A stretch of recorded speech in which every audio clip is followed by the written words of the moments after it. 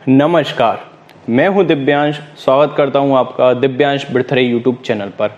आज Facebook group पर जो आपने क्वेश्चंस पूछे थे उनमें से कुछ चुनिंदा क्वेश्चंस को मैंने फिर से पिक किया है और इनको मैं आपको अच्छे से एनालाइज करके बताता हूं और आप इससे सीखिए कि आपको कैसे सॉल्व करना चाहिए किसी भी एरर को, इम्प्रूवमेंट को।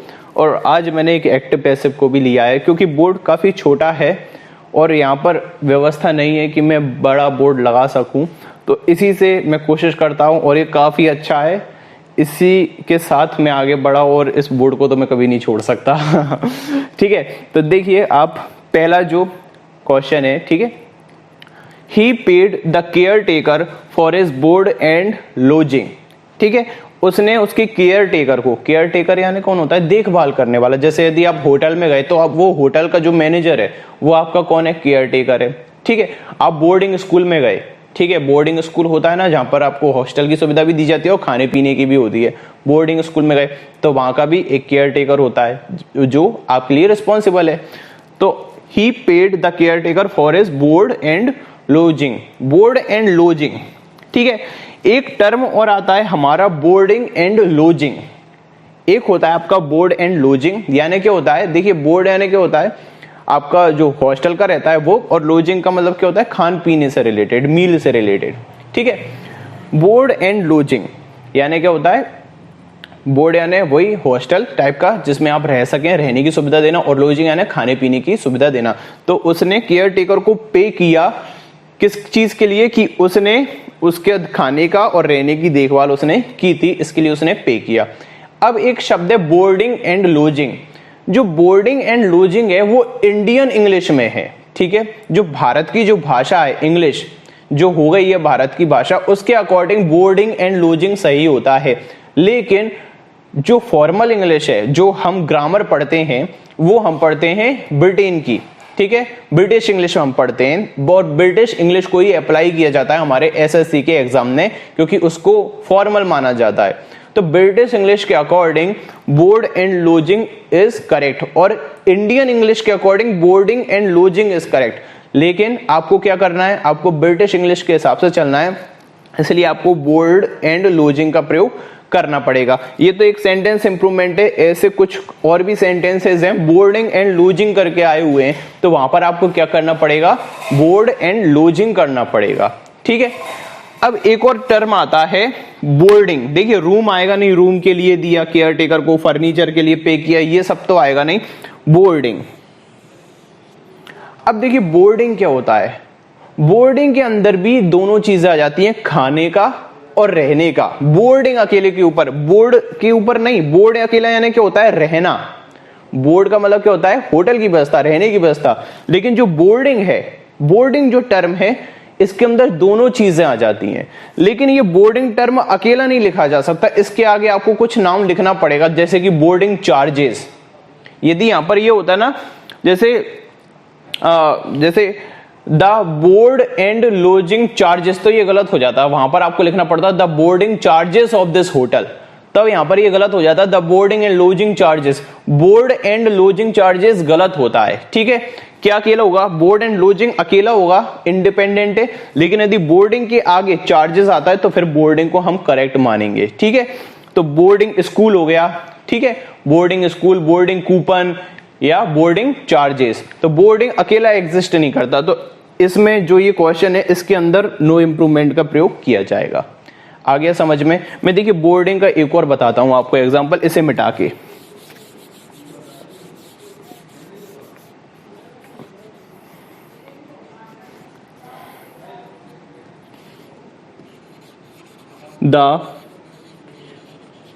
द बोर्ड एंड, देखिए बोर्डिंग एंड लॉजिंग तो होता ही नहीं है। ठीक है, the board and lodging charges of the hotel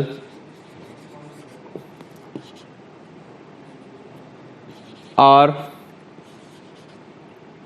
exorbitant, यानी बहुत ज्यादा है। exorbitant यानी क्या होता है, बहुत ज्यादा है। The board and lodging charges of the hotel is exorbitant। अब यहाँ पर ये गलत हो जाएगा, देखिए चार्जेस लिखा हुआ है, तो बोर्ड एंड लॉजिंग चार्जेस के साथ प्रयुक्त नहीं किए जाते। यहां पर आपको लगाना पड़ेगा बोर्डिंग चार्जेस। इसमें ना तो बोर्डिंग एंड लॉजिंग आएगा ना बोर्ड एंड लॉजिंग आएगा, इसमें क्या आएगा, boarding charges of the hotel, मतलब कि रहने का और खाने के जो चार्जेस हैं, ठीक है। ये देखिए सुविधा होती है, बोर्ड एंड लॉजिंग क्या होती है, सुविधा होती है, ठीक है, माय बोर्डिंग एंड लॉजिंग। लेकिन यदि आप बात करेंगे चार्जेस की तो बोर्डिंग चार्जेस आपको लिखना पड़ेगा, तब बोर्ड एंड लॉजिंग चार्जेस गलत हो जाएगा। आ गया समझ में? Boarding hostel, sorry boarding school, ठीक है, बोर्डिंग कूपन, बोर्डिंग चार्जेस, इसको याद रखना। नेक्स्ट देखिएगा आप, इसको मिटा देता हूं मैं, आगे होगा समझ में, क्लियर होगा कॉन्सेप्ट। बोर्डिंग एंड लॉजिंग क्या होता है, इंडियन इंग्लिश में होता है, इसलिए उसे इनफॉर्मल हम कहेंगे, ठीक है। नेक्स्ट देखना, her aunt didn't give me a minute of peace. वो उसकी आंटी ने मुझे 1 मिनट की भी शांति नहीं दी। अब आप इसको देखना, ठीक है, अ मिनट ऑफ पीस लिखा हुआ है। जैसे मैं लिखूं ये एक चीज आपको, the book of Ram, the book of Ram यदि मैं लिखता हूं, आप इसको हिंदी में कैसे पढ़ेंगे, उल्टा पढ़ते हैं, राम की किताब, ठीक है, the book of Ram, Ram की किताब, राम की किताब। यदि मैं उसको उल्टा कर दूं, राम ऑफ द बुक लिख दूं, तो किताब की राम हो जाएगा। आ रहा है समझ में? अब यहां पर देखना, मुझे बोलना है 1 मिनट की शांति, जैसे राम की किताब, तो 1 मिनट की शांति तो यहां पर होना चाहिए था, पीस ऑफ अ मिनट होना चाहिए था। वैसे अगर मैं इसको देखूं, वैसे ये भी गलत है, peace of a minute, 1 minute की शांति। यहां पर क्या देखा हुआ है, शांति 1 मिनट की, तो ये गलत हो जाएगा आपका टर्म। तो यहीं से ये जो स्ट्रक्चर लिखा हुआ है ये ही गलत है यहां पर, लेकिन मैं इसको करेक्ट करके बताता हूं। देखिए ये भी गलत है, लेकिन मैं आपको बता रहा हूं। जैसे देखिए द बुक ऑफ राम, तो उल्टा पढ़ते हैं हम, राम की किताब। यहां पर क्या लिखा हुआ है, और देखिए अगर मुझे बोलना है मुझे 1 मिनट की शांति चाहिए, तो I want the peace of a minute, ऐसा मैं बोल सकता हूं, ठीक है, लेकिन ये भी गलत है। लेकिन यहां पर क्या लिखा हुआ है, अ minute of piece, Shanti 1 minute की। मुझे शांति 1 मिनट की चाहिए कि मुझे 1 मिनट की शांति चाहिए, बताइए क्या होगा? मुझे 1 क्षण की शांति चाहिए कि मुझे शांति 1 क्षण की चाहिए? आ रहा है कुछ समझ में? तो ये स्ट्रक्चर ही गलत लिखा हुआ है। और मैंने आपको एपोस्ट्रोफ वाले टॉपिक में, नाउन में, मैंने आपको बताया कि जब भी समय बताने वाले शब्द हैं, इनके साथ आप किसका प्रयोग करते हैं, एपोस्ट्रोफ का प्रयोग करते हैं। इनके साथ आप किसका प्रयोग करते हैं, एपोस्ट्रोफ एस का प्रयोग करते हैं। जैसे कि देखो, 1 क्षण का विलंब, अ मूवमेंट्स डिले, याद आया कुछ कि नहीं आया? अ मूवमेंट्स डिले का प्रयोग करते हैं। 1 क्षण का विलंब, आज का अखबार, टुडेज न्यूज़पेपर, 1 दिन का हॉलीडे, अ डेज हॉलीडे। ऐसे यहां पर क्या आएगा, अ मिनट्स पीस, 1 मिनट की शांति, या अ मूवमेंट्स पीस का भी हम प्रयोग कर सकते हैं, 1 क्षण की शांति। आ गया समझ में? तो ऑफ का प्रयोग नहीं करेंगे, क्या लगाएंगे, एपोस्ट्रोफ का प्रयोग लगाएंगे, क्योंकि टाइम बताने वाले शब्दों के साथ आप एपोस्ट्रोफ का प्रयोग करते हैं। तो उसकी आंटी ने मुझे 1 मिनट की भी शांति प्रदान नहीं की, तो यहां पर क्या आ जाएगा, अ मिनट्स पीस या अ मूवमेंट्स पीस, ठीक है, या अ सेकेंड्स पीस। ये नहीं होगा, बस ऑफ का स्ट्रक्चर का प्रयोग नहीं किया जाएगा। क्लियर है? देखिए बहुत क्लियर हो गया होगा अब तो। अब इसको देखते हैं, ठीक है।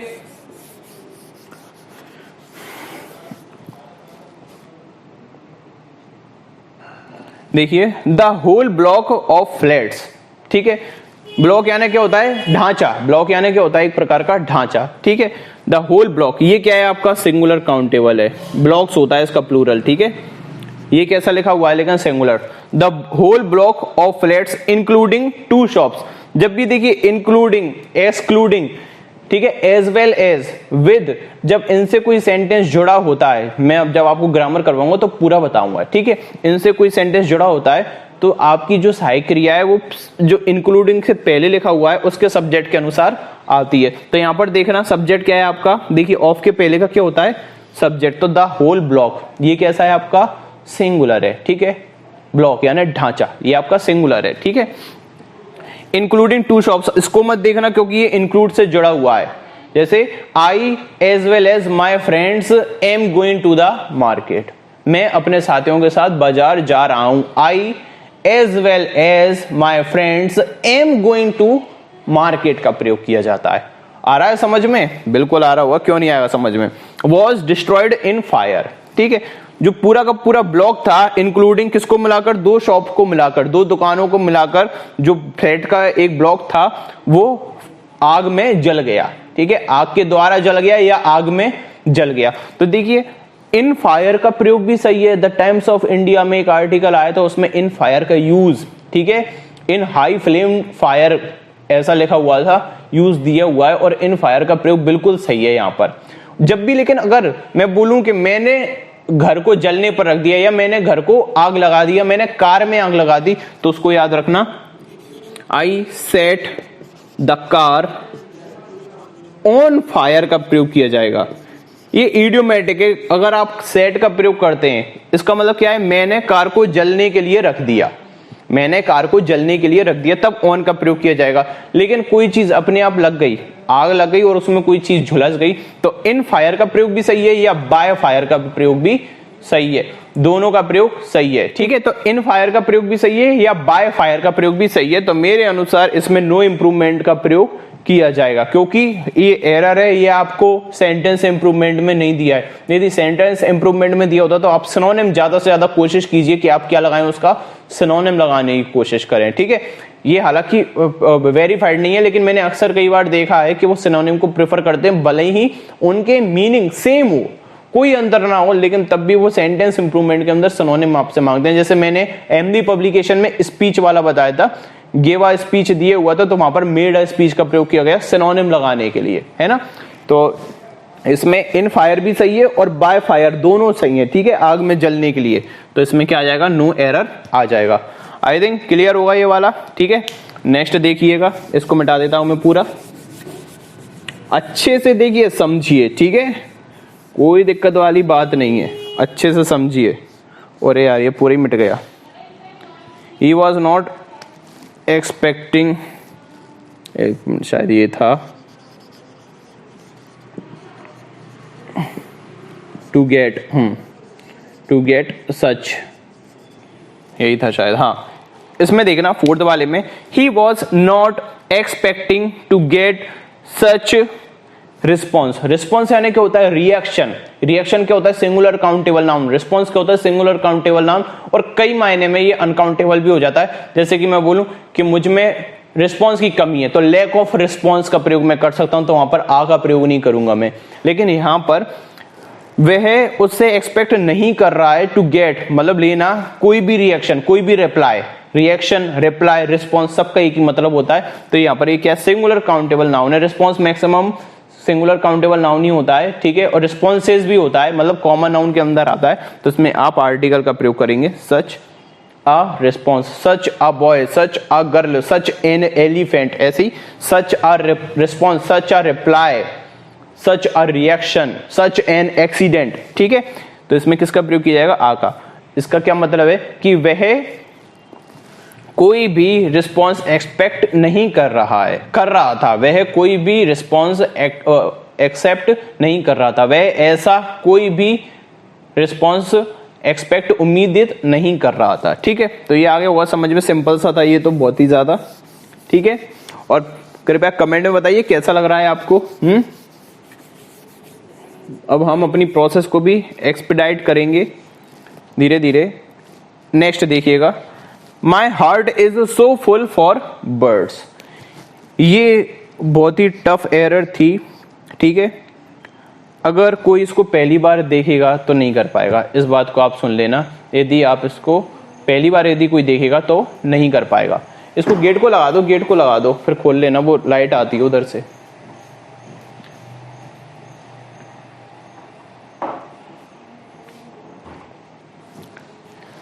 इसको यदि कोई पहली बार देखेगा तो वह नहीं कर पाएगा, ठीक है। मैं भी होता अगर फर्स्ट टाइम मैं इसको करता, क्योंकि मुझे पता ही नहीं था इसके बारे में, क्योंकि ये सीधा कोट ले लिया गया कहीं से, किसी न्यूज़पेपर की कटिंग को लेके। माई heart is so full for birds. तो देखो इसमें अगर आपको लगाना है तो देखिए, कभी भी फुल के साथ सो का प्रयोग नहीं किया जा सकता। देखो फुल क्या है, नॉन ग्रेडेबल एडजेक्टिव है, फुल अपने आप में ही क्या है, फुल। हालांकि आ जाता है, फुलेस्ट भी कई बार कर देते हैं, लेकिन फुल के पहले कभी भी सो का प्रयोग नहीं किया था। जैसे कि I am full of energy, मैं एनर्जी से भरा हुआ हूं, मतलब संपूर्ण एनर्जी है मेरे अंदर। ऐसा तो नहीं बोलते I am so full of energy, कभी बोला है क्या? नहीं बोलते, ठीक है, ऐसा प्रयोग नहीं किया जाता, ठीक है। हाँ, ये जरूर हो जाता है, इडियोमेटिक है ये, फुल ऑफ शिट, यानी बेवकूफी से भरा हुआ। आप लिख लेना इसको, ठीक है, full of shit, full of shit, इसका मतलब क्या होता है? बेवकूफी से भरा हुआ, full of shit, so full of shit, sorry, so full of shit, ठीक है। लेकिन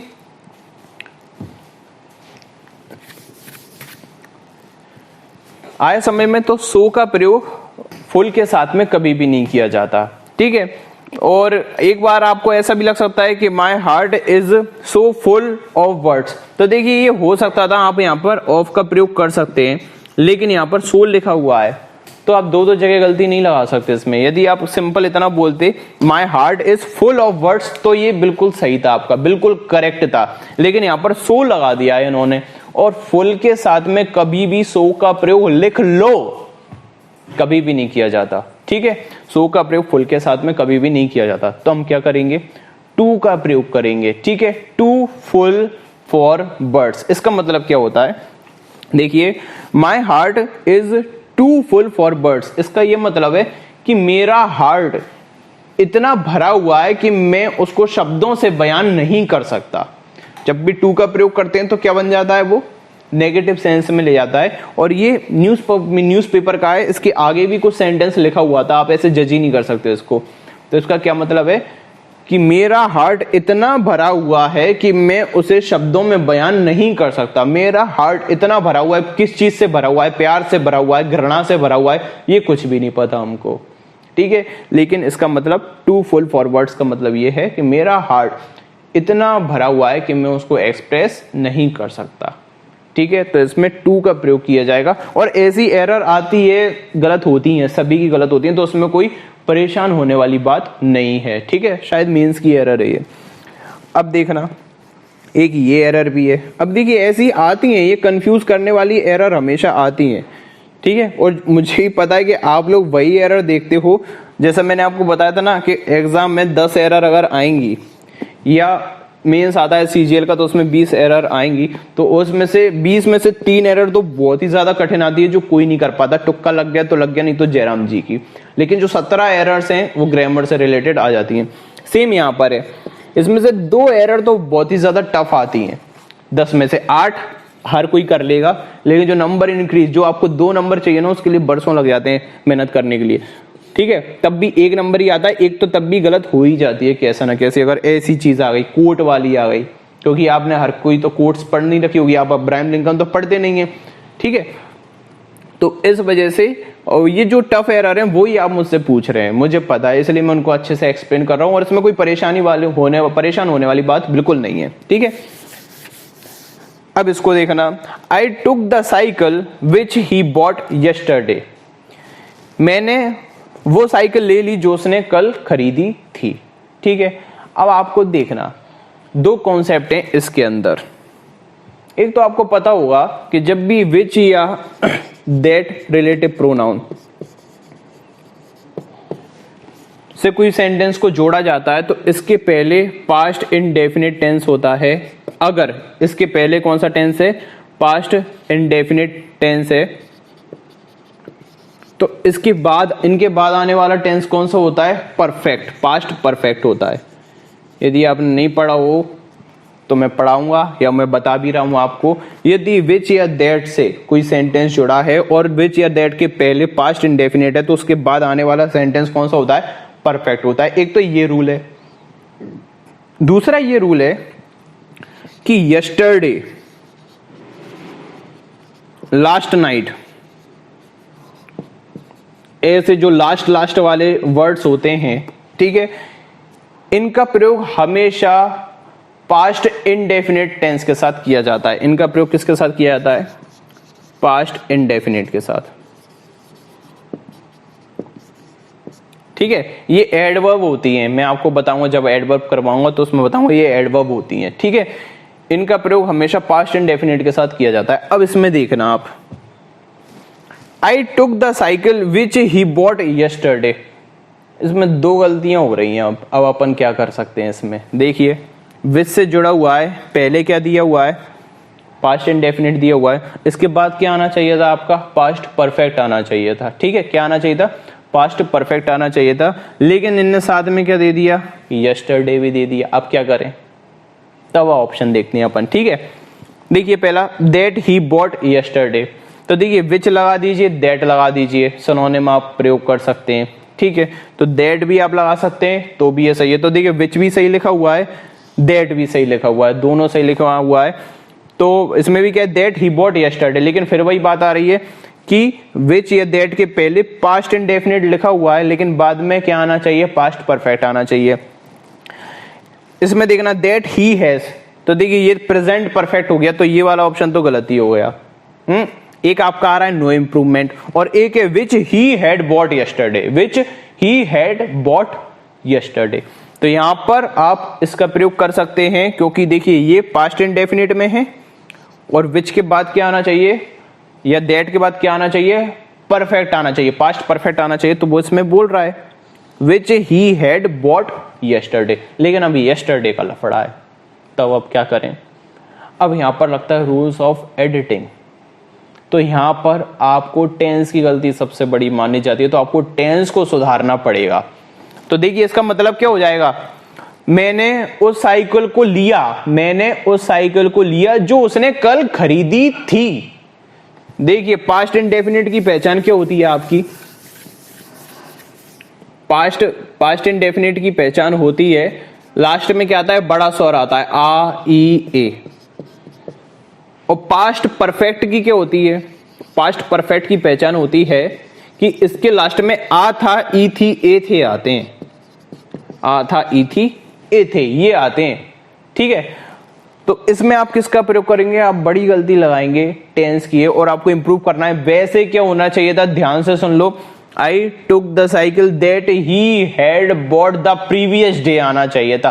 पढ़ा है ना आपने, क्या डायरेक्ट इनडायरेक्ट के अंदर नहीं आता, यस्टरडे को किस में बदलते हैं हम, द प्रीवियस डे में बदलते हैं, तो द प्रीवियस डे होना चाहिए था, लेकिन नहीं है। अब क्या कर सकते हैं, तो आप लेकिन किसका प्रयोग करेंगे, which he had bought yesterday, B वाला इसका आंसर होगा। ठीक है, बी वाला आंसर होगा। देखो और बताता हूं एक एग्जांपल, नहीं आया हो तो समझ में।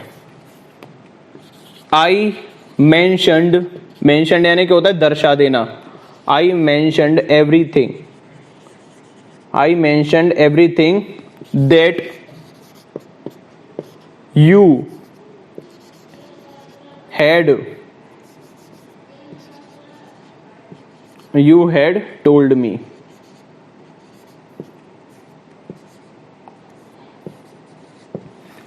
मैंने सब कुछ मेंशन कर दिया जो तुमने मुझे बताया था, कि जो तुमने मुझे बताया मैंने मेंशन कर दिया। ऐसा नहीं होगा, एंड से नहीं जुड़ रहा, वो नॉर्मल कंजंक्शन से नहीं, रिलेटिव प्रोनाउन से जोड़ा जा रहा है इसको।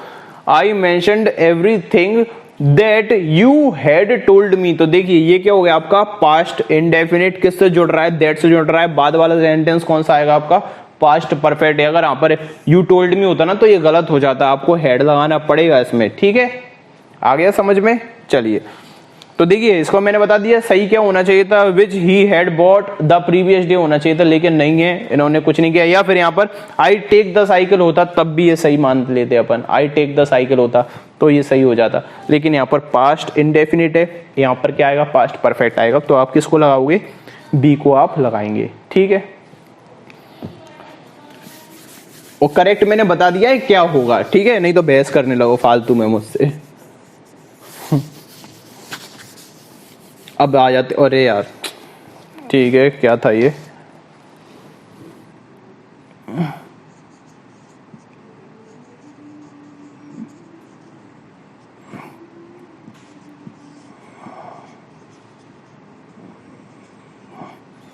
ठीक है आ जाएगा, मैं नीचे भी बना के दे दूंगा इसको। ठीक है, अब नेक्स्ट देखना, it is time, it is time we should accept our people as equals and as partners in the task of building strong and united nation. देखिए जब भी इट इज टाइम या इट इज हाई टाइम से कोई sentence start होता है और उसके बाद सब्जेक्ट आता है, देखिए इट इज टाइम या it is high time, it is high time. यदि इसके बाद कोई सेंटेंस स्टार्ट होता है तो पास्ट इंडेफिनिट में उसको लिखा जाता है। नियम है, ये रूल है। अब समय आ गया है कि तुम्हें वहां जाना चाहिए। ठीक है, it is high time you went there, it is high time you prepared well. अब समय आ गया कि तुम्हें अच्छे से तैयारी करनी चाहिए। ठीक है, तो यहां पर it is high time we accepted all our people as equals. अब समय आ गया है कि हम सभी लोगों को बराबरी का समझें एंड एज पार्टनर्स, और पार्टनर्स के रूप में समझें in the task of building. किस कार्य के लिए कि हम क्या बनाएं, एक मजबूत और एकता वाला नेशन बनाएं, यूनाइटेड एकता नेशन में हम बनाएं। ठीक है, यूनाइटेड बनाएं, स्ट्रांग बनाएं। तो अब समय आ गया है कि हम सभी लोगों को एक बराबर रूप में समझें और हमारा पार्टनर समझे। एज लगाया ना, जैसे I am working here as a teacher, ऐसे ही एज इक्वल्स यानी बराबरी का समझें एंड एज पार्टनर्स यानी पार्टनर समझें in the task of building a strong and united nation. आ गया समझ में? तो यहां पर सिंपल सा कॉन्सेप्ट है, इट इज टाइम, तो वी एक्सेप्टेड का प्रयोग किया जाएगा। ठीक है, आ गया समझ में?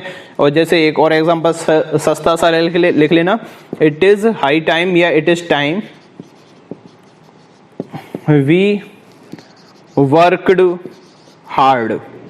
अब समय आ गया है कि हमें कठिन प्रयास करना चाहिए, कड़ी मेहनत करना चाहिए। आ गया समझ में? चलें आगे, बिल्कुल चलते हैं आगे। ठीक है, अब नेक्स्ट देखना, एक्टिव पैसिव है। ये बहुत अच्छा है, ये मीन्स में आते हैं दरअसल ऐसे पैसेजेस, लेकिन अब एसएससी स्टेनोग्राफर में भी आ सकते हैं। I don't like people telling me what to do. मुझे पसंद नहीं है लोगों का मुझे बताना कि मुझे क्या करना चाहिए। आई डोंट लाइक, मुझे पसंद नहीं है, पीपल टेलिंग मी, कि लोग मुझे बताएं, व्हाट टू डू, कि मुझे क्या करना है। मतलब समझ में आया क्या इसका? आई डोंट लाइक पीपल, मुझे नहीं पसंद, मुझे लोग पसंद नहीं है, ये वाली बात नहीं कर रहा। मुझे पसंद नहीं है कि लोग मुझे बताएं कि मुझे क्या करना है। पहले तो इसका मतलब आपने समझ लिया। ठीक है, अब इसमें आप देखना सब्जेक्ट कहां है। सब्जेक्ट देखिए, आई है क्या सब्जेक्ट? कर्म क्या? देखो मुझे पसंद नहीं है, तो ऐसा तो नहीं मेरे द्वारा पसंद नहीं किया जाता, नहीं। क्या आप देखो कौन किसको परेशान कर रहा है? पीपल टेलिंग मी, लोगों का मुझे कहना। तो कहने वाला कौन है? लोग हैं, पीपल। किसको कह रहे हैं? मुझे। तो सब्जेक्ट इस सेंटेंस में ये है और ऑब्जेक्ट क्या है? मी। सब्जेक्ट है इसमें ये तो क्लियर है। I don't like my parents taking me to the zoo, ये क्वेश्चन आया हुआ है एसएससी में। मुझे पसंद नहीं है कि मेरे पेरेंट्स मुझे कहां पर ले जाएं? जू ले जाएं। देखिए मैं लिख देता हूं, या I remembered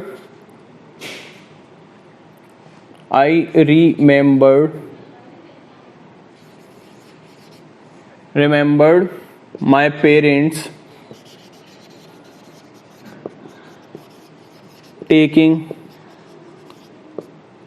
me to the zoo. इसी प्रकार से देखिए, I don't like people telling me what to do, I remembered my parents taking me to the zoo. उसी प्रकार से देखिए ये फिक्स्ड सा है, जैसे कि यहाँ पर ये है, लेकिन ये सब्जेक्ट नहीं है। सब्जेक्ट क्या है यहाँ पर? माई पेरेंट्स है, और ऑब्जेक्ट क्या है? मी, और ये क्या है? वर्ब, जीरंड के फॉर्म में। ठीक है, टू द जू। अब आप देखिए एलिमिनेट कैसे कर सकते हैं। आपको पता है पैसिव बनाने की पहचान क्या होती है?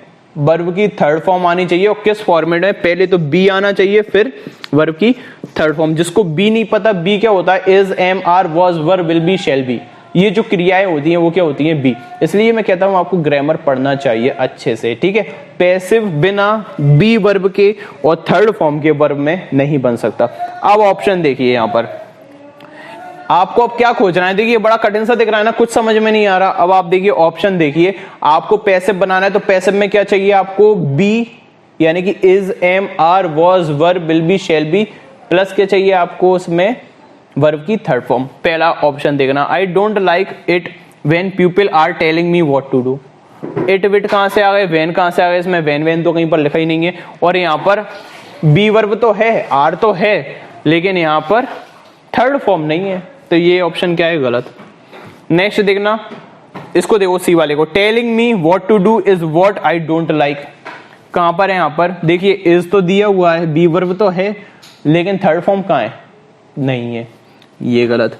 नेक्स्ट देखना, I don't like people when they tell me what to do. कहां है इसमें? इज एम आर भी नहीं है, वॉज वर्ब भी नहीं है और थर्ड फॉर्म भी नहीं है। यहां पर देखना आप, आई सेकंड वाला, I don't like being told what to do, ये की आपकी बी वर्ब बीइंग। देखिए जैसे कि आई एम प्लेइंग क्रिकेट होता है ना, I am playing cricket, I am playing cricket क्या बनता है इसका passive? Cricket is being played by me. तो यहां पर देखिए एम के स्थान पे हमने क्या लिख दिया? इज, लेकिन जो जीरंड था आईएनजी लगाया था उसके स्थान पर हमने क्या लिखा? Being plus played. तो मिल गया आपको, बी वर्ब भी मिल गई यहां पर और ये वर्ब की थर्ड फॉर्म भी आपको मिल गई। इसका ऑप्शन क्या हो जाएगा आपका? सेकंड वाला, I don't like being told, third form आ गई व्हाट टू डू। मुझे पसंद नहीं है कि मुझे कहा जाए। देखिए मैं पसंद नहीं करता कि लोग मुझे बताएं कि मुझे क्या करना है, ठीक है। इसका जब पैसिव बनेगा तो मुझे पसंद नहीं है लोगों के द्वारा बताया जाना, लोगों के द्वारा बताया जाना कि मुझे क्या करना है, ठीक है। मुझे पसंद नहीं है लोगों के द्वारा बताया जाना कि मुझे क्या करना है, और आप बाय पीपल को आप वैसे ही क्या कर देते हैं? रिमूव कर देते हैं, ठीक है। ये ऐसे ही यहां पर देखना, अगर ये आपको समझ में आया हो ना तो देखना नहीं, आपको दिखाना है ये वाला सेंटेंस करके, ठीक है। इसका पैसिव आप मुझे इनबॉक्स में कमेंट में आपको बताना है ये वाला पैसिव, ठीक है। बहुत इंपॉर्टेंट है, बहुत ज्यादा इंपॉर्टेंट है ये, ठीक है। जरूर बताएं लिख के पूरा पैसिव, जिसका सही होगा उसको हार्ट दिया जाएगा, ठीक है। लास्ट बचा हुआ है हमारा द न्यूमरस रूल्स। न्यूमरस यानी क्या होते हैं? भांति भांति के प्रकार के बहुत सारे नियम, ठीक है। खालिस्तान हिज अटेम्प्ट, यानी अटेम्प्ट यानी क्या होता है? जो कोशिश करते हैं ना, ट्राई करते हैं, अटेम्प्ट। जैसे कि आप देंगे अटेम्प्ट, एसएससी का अटेम्प्ट है ना, वही अटेम्प्ट होता है, कोशिश करना, किसी चीज को पाने की कोशिश करना। टू एक्सपीडिएट यानी क्या होता है? तीव्र कर देना, किसी चीज की स्पीड को बढ़ा देना, स्पीड अप। क्या होता है इसका मतलब? स्पीड अप, ठीक है। Speed up the proposal. जो बहुत सारे रूल्स थे उन्होंने क्या किया? उसके अटेम्प्ट को एक्सपीडिएट जो उसका प्रपोजल, उसका जो अटेम्प्ट था कि वो क्या करना चाहता था, उसका जो प्रस्ताव था उसकी तीव्रता को बढ़ाना चाह रहा था, उसको प्रस्ताव को पूरा करने की तीव्रता को बढ़ाना चाह रहा था, उसको क्या कर दिया? अब आपके पास 5 ऑप्शन है। पहली बात तो जिसने पूछा तो 5 ऑप्शन वाला तो कभी आता ही नहीं है एसएससी में, तो ये शायद बैंक का हुआ या किसी और बुक का हुआ, ठीक है। तो देखिए इसको करते हैं अपन। देखिए कॉम्प्लिकेटेड, सॉरी कौन सा है? हाँ कॉम्प्लिकेटेड। देखिए कॉम्प्लिकेटेड यानी क्या होता है? कॉम्प्लिकेट करना यानी सिचुएशन को खराब कर देना, ठीक है। तो ये व्यक्ति करता है, जैसे कि द कॉम्प्लिकेटेड, वैसे एडजेक्टिव के रूप में प्रयोग किया जाता है द कॉम्प्लिकेटेड इशू, जो जटिल समस्या है। कॉम्प्लिकेटेड यानी क्या होता है? जटिल, ठीक है। इसका वर्ब के रूप में प्रयोग बहुत ही कम किया जाता है, ठीक है। इसका वर्ब के रूप में प्रयोग बहुत ही कम किया जाता है। इसका प्रयोग मैक्सिमम एडजेक्टिव के रूप में या थर्ड फॉर्म के रूप में किया जाता है, जब बी प्लस वर्ब पैसिव में जाता है तब इसका प्रयोग किया जाता है, एक्टिव में इसका प्रयोग नहीं किया जाता। अब देखिए अगर मैं इसमें लगा दूंगा द न्यूमरल रूल्स, जो बहुत सारे भांति भांति के नियम थे, उसने कॉम्प्लिकेटेड कर दिया उसके अटेम्प्ट को एक्सपीडिएट करने के लिए, प्रपोजल को, जिससे वो एक्सपीडिएट करता है। तो देखिए कॉम्प्लिकेटेड रूल्स नहीं करते, आपके लिए चीजें कॉम्प्लिकेटेड होती हैं, ठीक है। तो यहां पर बी वर्ब के रूप में कॉम्प्लिकेटेड थर्ड फॉर्म में आना चाहिए था, इसलिए यहां पे इसका प्रयोग हम नहीं करेंगे। नेक्स्ट देखना, इसको देखते हैं फेल्ड का। अब देखिए फेल्ड का प्रयोग, रूल्स फेल होते हैं क्या? रूल्स अपने आप फेल हो जाते हैं क्या? जैसे देखना, मैंने बोला कि मैं एग्जाम में फेल हो गया, तो मैं 2 प्रकार से इसको भी समझ लो। देखो जब आप एग्जाम पास करते हैं तो आई पास्ड द एग्जाम का प्रयोग किया जाएगा, इन द एग्जाम का प्रयोग नहीं किया जाता। आई पास्ड द एग्जाम का प्रयोग किया जाता है। Same I failed the exam और I am failed in the examination, जब देखिए एम लग के इसको थर्ड फॉर्म के रूप में लिखा जाएगा ना पैसिव बनाते हुए, तब आप इनका प्रयोग करेंगे। लेकिन जब आप डायरेक्ट वर्ब के रूप में लिख रहे हैं और व्यक्ति फेल होता है, रूल वूल फेल नहीं होते, नियम फेल नहीं होते, ठीक है, और फेल हुए जाते हैं किसी के द्वारा, मतलब पैसिव चाहिए होता है। ये बताओ कार चलती है कि कार चलाई जाती है? जैसे पॉलिसी अपने आप फेल होगी कि फेल की जाएगी? द पॉलिसी इज फेल्ड का प्रयोग किया जाएगा। The numeral rules are failed का प्रयोग अगर होता तो सही मान लेते, लेकिन डायरेक्ट एक्टिव में प्रयोग नहीं किए जाते क्योंकि ये निर्जीव चीजें हैं सब। जैसे कार चलती है क्या? कि कार को चलाया जाता है, कार को चलाया जाता है, ठीक है, आया समझ में? फर्नीचर टूट जाता है कि फर्नीचर को तोड़ा जाता है? क्या किया जाता है? तोड़ा जाता है फर्नीचर को, है ना, अपने आप नहीं टूटता। अब नेक्स्ट देखना, कंफ्यूज्ड। अब कंफ्यूज करेंगे क्या? अटेम्प्ट को कंफ्यूज किया जाता है क्या? बताइए। जो बहुत सारे नियम थे उसने उसके अटेम्प्ट को कंफ्यूज कर दिया, जिससे वह अपने प्रपोजल की स्पीड को नहीं बढ़ा पाया। अपने जो प्रस्ताव का जो कार्य मान लीजिए, अपने कार्य की, प्रपोजल यानी क्या है? कार्य मान लीजिए, अपने कार्य की तीव्रता को नहीं बढ़ा पाया।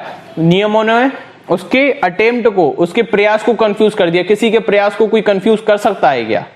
नहीं कर सकता। प्रयास को फेल किया जा सकता है क्या? मतलब रूल कर सकते हैं क्या डायरेक्ट? नहीं कर सकते। अब दो चीज बची आपकी, प्रिवेंटेड एंड थॉवर्टेड।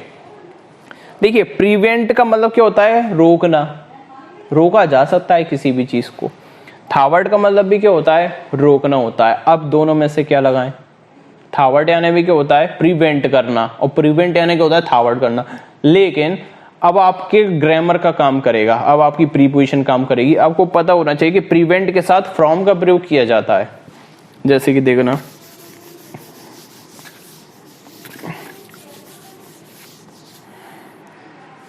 प्रिवेंट यानी क्या होता है? रोकना। I prevented him from the danger, ठीक है, फ्रॉम द डेंजर, मैंने उससे, मुसीबत से उसको बचाया। I prevented him from danger. Prevent यानी क्या होता है? बचाव करना, रोकना, ठीक है। थॉवर्ट का जब प्रयोग किया जाता है तब उसके साथ टू का प्रयोग किया जाता है। देखिए अगर इसमें है ना, ये क्या है? फ्रॉम के बाद क्या है? नाउन लिखा हुआ है। यदि कोई वर्ब आनी होती तो इसमें क्या लगती? V4 लगती। तो यहां पर देखना, अगर मैंने प्रिवेंट लगा दिया उसके बाद समथिंग आ गया, जैसे कि हिम यहाँ पर दिया हुआ है ना, प्रिवेंट के बाद हिम क्या है? ऑब्जेक्ट, यहाँ पर हिज अटेम्प्ट क्या है? ऑब्जेक्ट, फिर टू लगा हुआ है। अगर यहाँ पर फ्रॉम एक्सपीडिएटिंग होता तब आप किसका प्रयोग करते? प्रिवेंट का प्रयोग करते। तो इसलिए प्रिवेंट का प्रयोग नहीं किया जा सकता। थॉवर्ट का प्रयोग बिल्कुल प्रिवेंट के रूप में किया जाता है, लेकिन इसके साथ में 2 + V1 का प्रयोग किया जाता है, जो कि इसमें लिखा हुआ है, the numerous rules thwarted his attempt to expedite the proposal, ठीक है। जो बहुत सारे रूल थे उन्होंने उसके प्रयास को रोक दिया, कई बार रोक दिया, जिससे कि वह अपने काम की स्पीड को नहीं बढ़ा सका, ठीक है। तो वही होता है प्रिवेंट यानी रोक देना, ठीक है। जैसे कि I prevented him from parking his car in this campus. मैंने उसे रोका कि क्या? कार पार्क करने से मैंने उसे रोका इस कैंपस में मैंने उसे कार पार्क करने से रोका। यदि आप इसमें थॉवर्टेड का प्रयोग करते तो I thwarted him to park his car in the campus. देख लेना, आई